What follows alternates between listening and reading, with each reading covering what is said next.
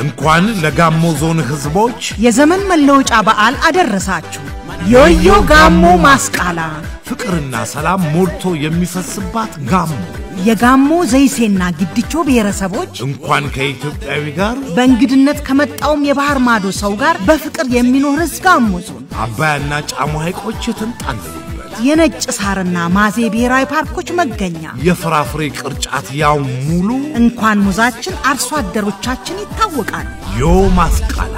የተራራቀ ተገናኝቶ የተጣላ ታርቆ ቂምና በደል በይቅርታ ተፍቆ የሚከበረው ዮ ማስቃላ ደረሰ በባህላዊ አልባሳት አሸብርቀን ሰንጋበሬውን ገንፎና ቅቤውን የምንመገብበት በፍቅር የምንጎራረስበት በእናት አባት ምርቃት ለምልመን ከዘመን ዘመን የምንሸጋገርበት